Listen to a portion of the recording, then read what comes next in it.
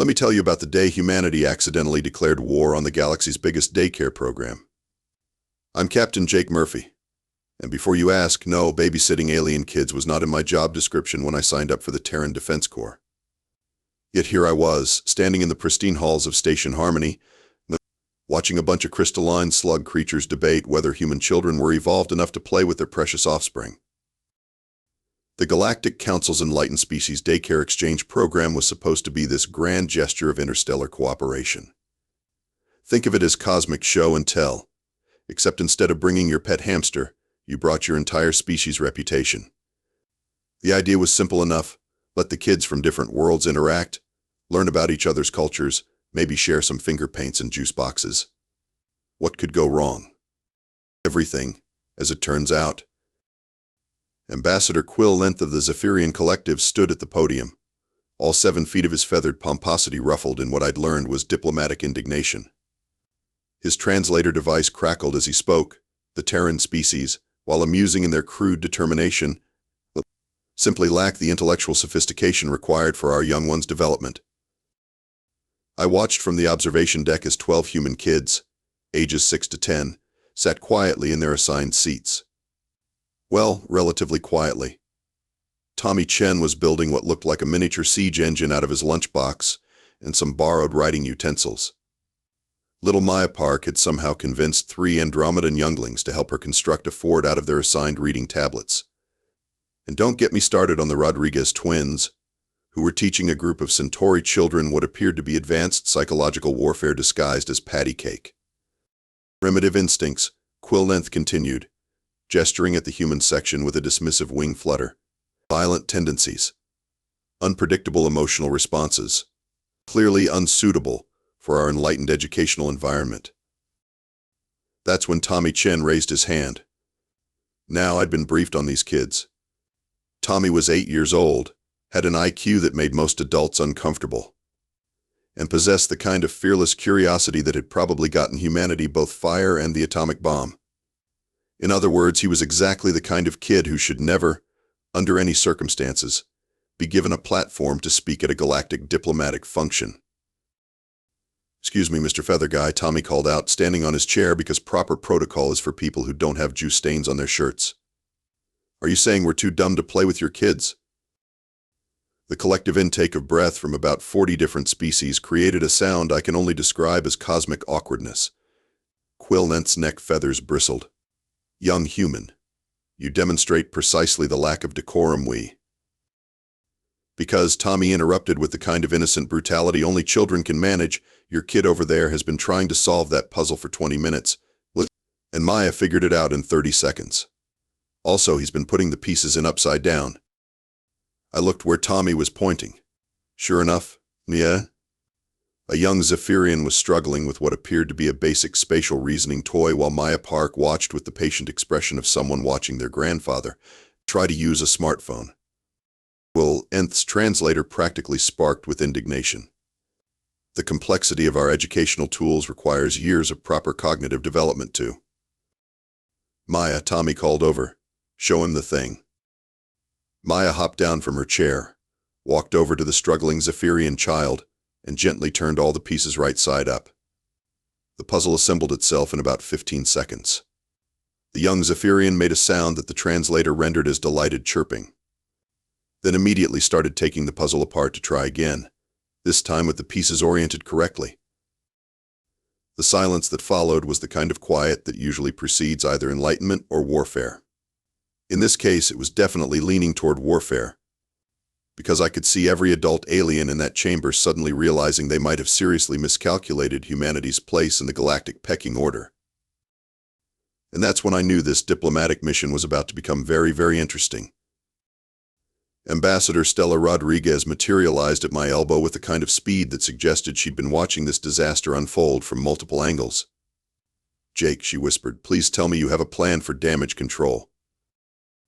I watched Tommy Chen explaining to a cluster of alien youngsters how his lunchbox siege engine could theoretically launch their juice pouches across the room with maximum accuracy and minimal spillage.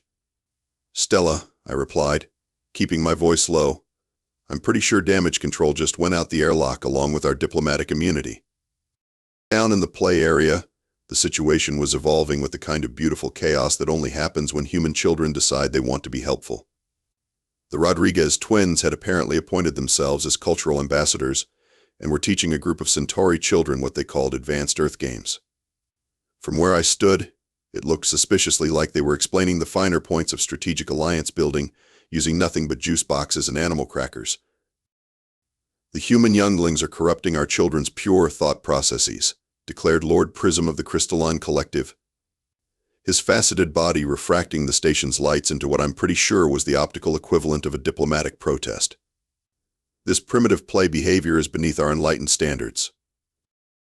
That's when Maya Park looked up from where she'd been showing 3 different species how to build a more structurally sound tower out of building blocks. "Excuse me, Mr. Sparkley," she said with the kind of polite directness that made every adult in the room suddenly very nervous, "but why do you keep calling us primitive? We've been to space longer than most of your people." Lord Prism's crystalline structure actually flickered. "Child, the Crystalline Collective achieved interstellar travel when your species was still discovering fire." "Yeah," Maya replied, continuing to stack blocks with engineering precision that was making the Andromedan architects take notes. "But we got to space in like, what, 60 years? How long did it take you guys?" The silence that followed was filled only by the sound of Tommy Chen's siege engine successfully launching a juice pouch in a perfect arc across the room, where it landed gently in the hands of a delighted Proximan child who immediately started reverse engineering the trajectory. Ambassador Rodriguez stepped forward with the kind of diplomatic smile that usually preceded either peace treaties or interstellar incidents. "Lord Prism, perhaps we could focus on the positive aspects of interspecies cooperation." "The positive aspects," interrupted a new voice that made my military training immediately snap to attention, "but would be significantly more apparent if certain parties weren't actively insulting our children." Admiral Rex Sterling had arrived. 6.5 feet of career military precision wrapped in a dress uniform that could probably cut glass. He moved with the kind of controlled stillness that suggested he was about 3 diplomatic insults away from demonstrating why humanity had earned its reputation as the galaxy's most recent apex predator. "Admiral Sterling," Ambassador Rodriguez said quickly, "we were just discussing the educational benefits." "I heard what we were discussing," Sterling replied, his eyes fixed on Lord Prism with the kind of attention usually reserved for targeting systems. "What I want to know is why my intelligence briefing included the phrase systematic humiliation of human children in the same paragraph as diplomatic cultural exchange." Lord Prism's crystalline form shifted into what I'd learned was the collective's version of defensive posturing. "Admiral, surely you understand that intellectual hierarchies must be maintained for proper." Tommy Sterling called down to the play area, his voice carrying the kind of authority that made even alien children straighten up. "Are you and your friends having fun?" Tommy looked up from where he'd been helping a young Zephyrian modify his spatial puzzle into what appeared to be a 3-dimensional logic matrix. "Yes, sir, Admiral Sterling. We're teaching everyone how to make things work better." "Good," Sterling replied, never taking his eyes off Lord Prism. "Continue teaching." That's when I realized the aliens had made a critical error in judgment. They'd mistaken human children's natural curiosity and problem-solving abilities for primitive behavior. But what they were actually witnessing was the same species that had gone from horse-drawn carriages to space stations in less than a century. Except these representatives were 8 years old and armed with juice boxes and in complete lack of respect for established galactic hierarchies. And judging by the way Admiral Sterling was looking at the assembled alien dignitaries, someone was about to get a very expensive education in why you should never underestimate a species that considers hold my beer and watch this to be a valid scientific methodology. This was going to be fun. The formal challenge came 3 hours later, delivered with all the ceremony and pomp that the Galactic Council could muster. Which, considering they were essentially challenging a bunch of elementary school kids to prove humanity wasn't too stupid to exist in polite society, that was probably more ceremony than the situation warranted. Ambassador Quill-Length had been joined by representatives from 6 major galactic civilizations, each more pompous than the last. They'd arranged themselves in what I could only describe as a semicircle of cosmic condescension, but while our 12 kids sat on the other side of the room sharing crayon drawings and what appeared to be detailed schematics for improving the station's ventilation system. The Galactic Council, Quill-Length announced, has agreed to provide your offspring with a series of educational assessments. These tests will demonstrate, conclusively, whether the Terran species possesses sufficient intellectual development for inclusion in our enlightened programs. Admiral Sterling stood at parade rest behind our kids, his expression suggesting he was calculating the exact amount of firepower it would take to reduce the station to its component atoms. If they pass your tests, then humanity will be granted provisional status in our educational cooperative, replied the vegan hive mind representative, its collection of biomechanical drones arranging themselves in what I assumed was a pattern of smug superiority. And if they fail? I asked, though I was pretty sure I already knew the answer. Lord Prism's crystalline form pulsed with satisfaction. Then humanity will be formally classified as an intellectually primitive species, unsuitable for advanced galactic society. That's when Tommy Chen raised his hand again. I swear that kid had a radar for dramatic moments. What happens to primitive species? The silence that followed was the kind of quiet that usually preceded genocide or really awkward family dinners. Finally, Quill-Length's translator crackled to life. Primitive species are protected and guided by their intellectual superiors. Like pets? Asked Maya Park with the kind of innocent clarity that made every adult human in the room suddenly very interested in what their sidearms were rated for. Educational guidance, Quill-Length corrected quickly, apparently recognizing that he'd just stepped into a rhetorical minefield laid by an 8-year-old. Admiral Sterling's voice dropped to the kind of conversational tone that usually preceded tactical nuclear strikes. I see. And these tests, they'll be fair assessments of our children's capabilities? Completely fair, assured Lord Prism. Simple puzzles and logic problems that any adequately developed mind should solve easily. I watched Tommy Chen exchange looks with the other kids. It was the kind of silent communication that parents everywhere recognize as the moment their children decide to become either engineers or anarchists. Sometimes both. Can we work together? Asked little Sam Martinez, who'd been quietly teaching a group of Andromedan younglings basic principles of quantum mechanics using nothing but building blocks and juice box straws. Certainly not, scoffed the cetacean representative, whose massive bulk floated in a gravity-controlled water sphere. Individual assessment is required to prevent intellectual contamination for more developed minds. That's when I saw Tommy grin.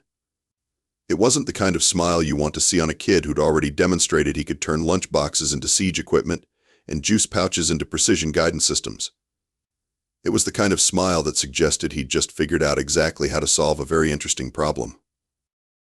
Okay, Tommy said, settling back in his chair with the relaxed confidence of someone who'd just accepted a challenge from people too stupid to realize they'd picked a fight with the wrong species. We'll take your tests. Maya nodded agreement. This should be fun. The Rodriguez twins shared a look that I'd learned meant someone was about to discover why humanity had survived everything from ice ages to nuclear weapons.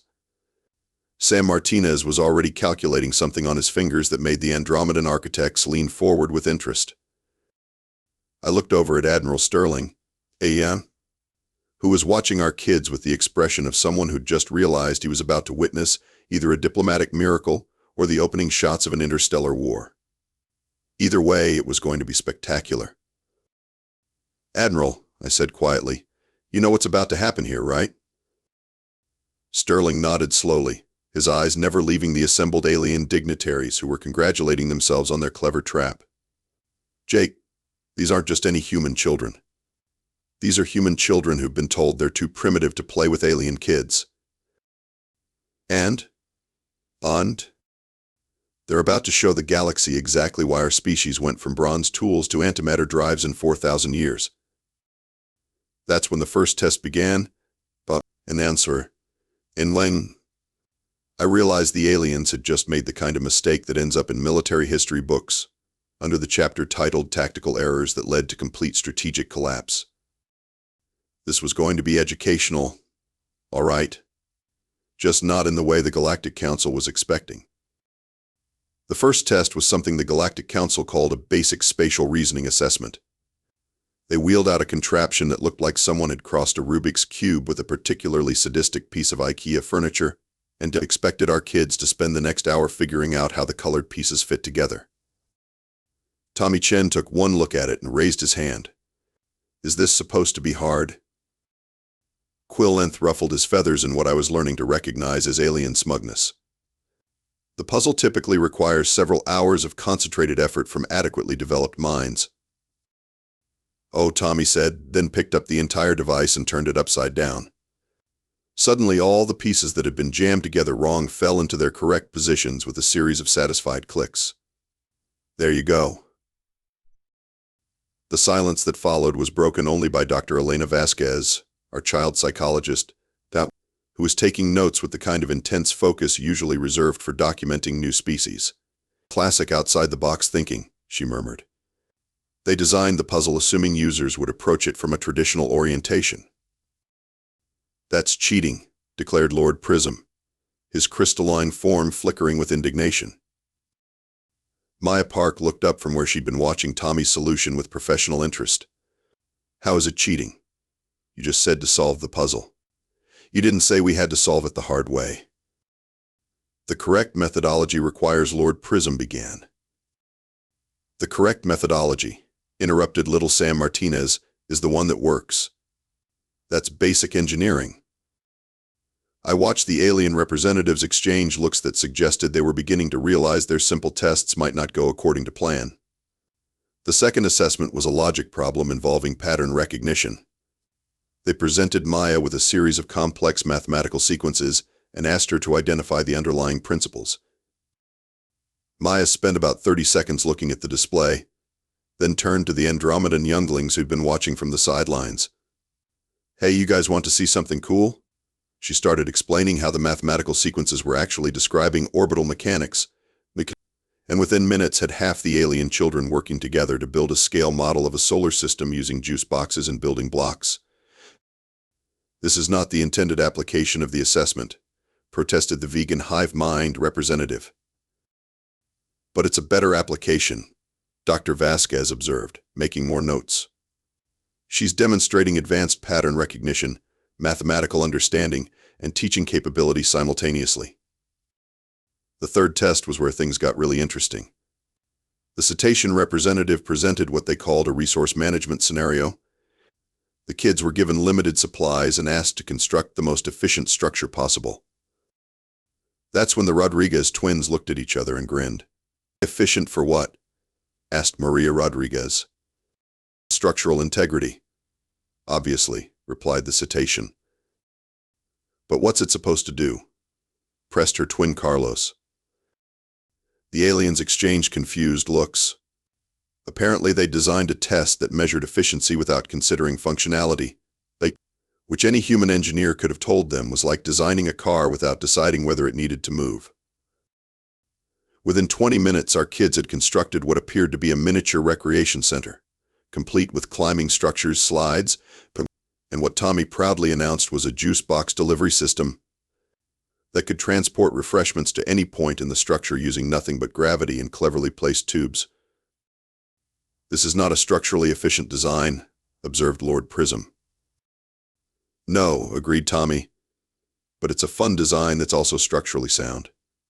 Plus it brings people together, which is way more efficient than just having a boring, strong thing that nobody wants to use. I looked over at Admiral Sterling, who was trying very hard not to smile. The alien representatives were huddled together in what appeared to be an emergency consultation, while their own children were abandoning their assigned seats to investigate the human-built playground with obvious delight. You know what's happening here, right? I asked Dr. Vasquez. She looked up from her notes with the expression of someone who'd just witnessed evolution in action. The aliens designed these tests based on their own cognitive patterns, individual focus, rigid methodology, efficiency over effectiveness. But human children naturally think systemically, collaboratively, and functionally. In other words, we're not just solving their puzzles differently. We're solving them better. That's when the fourth test began, and I realized the Galactic Council was about to learn why human children don't just think outside the box. They think outside the box, then use the box to build something completely unexpected, usually involving juice and at least 3 moving parts. The aliens were beginning to look worried, and frankly, they should have been. The final test was when everything went sideways. The Galactic Council, apparently frustrated that their intellectual assessments kept turning into demonstrations of human superiority, decided to escalate things. They wheeled out what they called a crisis management simulation. It was essentially an elaborate death trap disguised as a learning experience. This assessment, announced Quill-Length with poorly concealed satisfaction, will test your offspring's ability to respond to genuine danger. Failure could result in actual harm. That's when Admiral Sterling stepped forward, and the temperature in the room dropped about 20 degrees. Explain actual harm. Lord Prism's crystalline form pulsed with what I was learning to recognize as barely contained excitement. Physical discomfort. Possible injury. Nothing permanent, of course, but genuine consequences for failure. You want to put our children in actual danger, Admiral Sterling said, his voice carrying the kind of calm that usually preceded tactical nuclear responses, to test their problem-solving abilities. Primitive species must learn to face real consequences, declared the cetacean representative. It builds character. I watched Tommy Chen and his friends exchange looks, not worried looks, planning looks. The kind of silent communication network that human children develop when adults start making decisions that affect them without asking their opinion. Dr. Vasquez was already moving toward the kids, her protective instincts overriding her scientific objectivity. Admiral, I can't recommend. You can't recommend putting children in danger, Sterling finished. Understood. I can't recommend it either. The alien representatives began congratulating themselves with the kind of premature celebration that usually ended up in military textbooks under famous last words. So humanity concedes? Asked Quill-Length. Admits their intellectual inferiority? That's when Tommy Chen stood up on his chair again.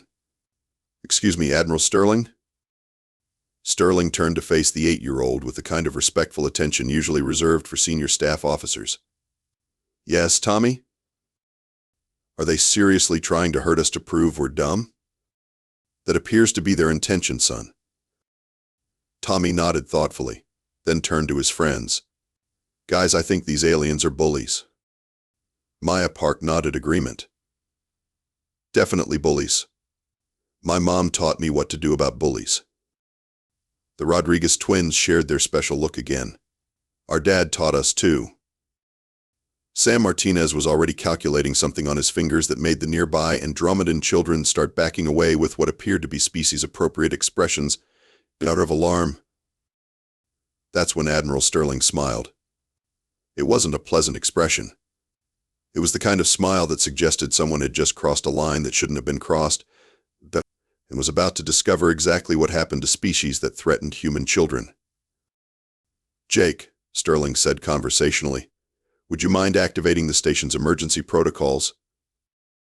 I was already reaching for my communicator. Which protocols, sir?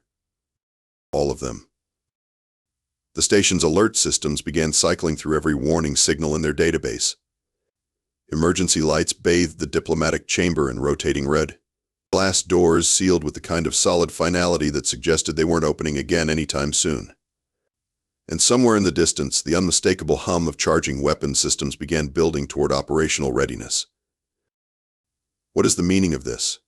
Demanded Lord Prism, his crystalline form now flickering with what appeared to be panic rather than smugness. Admiral Sterling straightened to his full height, and suddenly the room seemed much smaller. The meaning, Lord Prism, is that you have just threatened the safety of human children. In human culture, that's what we call a declaration of war. This is a diplomatic station, protested Quill-Length. Violence is forbidden. Violence, Sterling replied with the kind of conversational calm that made my military training start calculating blast radii, is indeed forbidden on diplomatic stations. However, aggressive action in defense of threatened children falls under what we humans call protective parenting. That's when the children took matters into their own hands. Tommy Chen hopped down from his chair and walked over to the crisis simulation device. You know what? I changed my mind. Let's see what this thing does. Before any adult could react, he'd activated the simulation. Lights flashed, mechanisms whirred, and a series of progressively more dangerous obstacles began emerging from the floor. And then something beautiful happened. Every human adult in the room simultaneously shifted into what Dr. Vasquez would later describe as coordinated protective response mode. Admiral Sterling began issuing tactical commands. Ambassador Rodriguez started calculating diplomatic escape routes. I found myself automatically positioning for defensive coverage. But the kids? The kids just looked at the death trap and started problem solving. Maya, can you reroute the power coupling on the left side? Tommy called out, already dismantling part of the mechanism with his lunchbox tools. On it, Maya replied, somehow having acquired what looked like an improvised multi-tool made from alien writing instruments. The Rodriguez twins were working together to redirect the moving obstacles, while Sam Martinez provided running commentary on the device's structural weaknesses. Within 6 minutes, they'd turned the crisis simulation into an educational playground that was actually safer than the original diplomatic chamber. Admiral Sterling looked at the assembled alien representatives with the expression of someone who'd just watched his tactical assessment of an enemy force proved completely accurate. Now, he said pleasantly, let's discuss the terms of your surrender. The aftermath was swift, decisive, and absolutely hilarious to watch from a safe distance. The Galactic Council, suddenly faced with the reality that they'd just threatened the children of a species that considered mutually assured destruction, to be a reasonable diplomatic strategy, began backpedaling with the kind of desperate speed usually reserved for objects approaching event horizons. Perhaps, stammered Quillent, his feathers now drooping with what appeared to be acute diplomatic terror. We were hasty in our assessment of human intellectual capabilities. Admiral Sterling nodded with the kind of gracious acceptance that suggested he was still calculating orbital bombardment trajectories. Perhaps you were. Jake, what's the status on our fleet deployment? I consulted my tactical display with the kind of professional calm that comes from years of practice at making aliens nervous.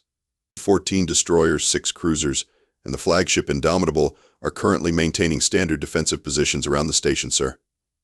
All weapon systems report ready status.